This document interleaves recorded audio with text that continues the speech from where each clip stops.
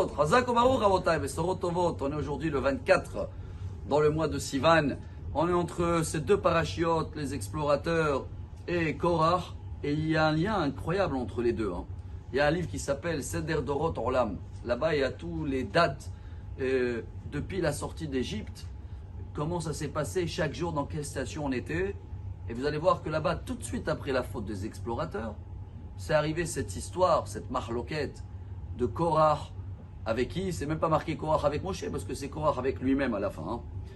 Et Rashi, le premier Rashi dans la paracha de Korach, il dit Paracha zo yafe nidreshet be midrash tanchuma.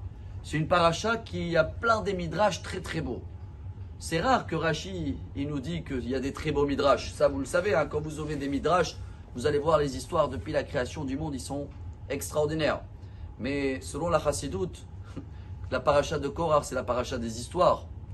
Comme c'est une paracha qui est tout le temps d'actualité, malheureusement, il y a tout le temps des histoires autour de nous. Cette paracha nous apprend la sagesse de savoir de éviter les histoires, s'éloigner les histoires. Car celui-là qui cherche les histoires, qu'est-ce qu'il dit Rashi? Il n'y a que ça. Alors, nous, ce qu'on doit faire, chers amis, comprendre un message, c'est le Rabbi de Lubavitch, je le trouve très très beau. Comme hier, on a parlé du Rabbi qui a dit que c'était une journée, les portes du ciel sont ouvertes et on peut demander ce qu'on veut. Mais aujourd'hui, on va comprendre comment demander les choses.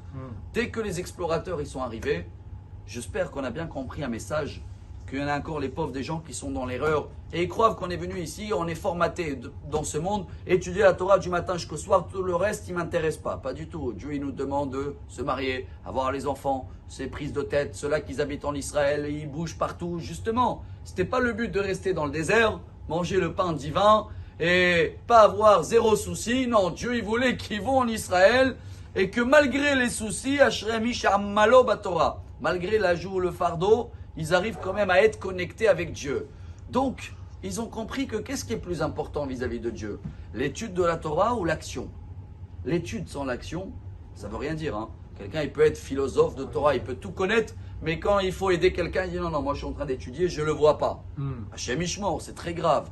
Alors quand Korach, il a mal compris que maintenant c'est que l'action qui compte, il est venu dire à Moshe, il a dit comme ça, si c'est la Torah, Moshe c'est le plus haut niveau, il a parlé avec Dieu, il n'y a personne qui peut le dépasser dans les connaissances. Mais si c'est dans l'action, on est tous pareils, n'est-ce pas? Et là Moshe il nous apprend, et c'est ça qui est beau, dans l'action, avec l'étude de la Torah, chaque fois que tu étudies la Torah, tes actions ils deviennent meilleures et meilleures. Mais on ne peut pas faire chacun l'action de l'autre. Je ne peux pas décider demain que je m'appelle Monsieur Cohen. Chacun il a sa place, les hommes, les femmes, Cohen, Lévi, Israël. C'est ce qu'on a vu hier. Il y a le feu et il y a l'eau. Les deux, s'il n'y a pas une séparation avec la marmite, alors il n'y a pas le shalom, il y a des limites. Korach, il voulait enlever toutes les limites. Alors sachez le message d'aujourd'hui, chers amis. Dans n'importe quel endroit où il y a une histoire, il n'y a plus de limites et ça fait la marloquette, c'est pas du tout le shalom. Quand on voit où il peut avoir quelque chose, on s'éloigne et on essaye avec l'étude qu'on étudie chaque jour de faire des meilleures actions. Et comme ça, Bezrat Hashem, on sera toujours dans le shalom. Amar Rabbi Elazar, Amar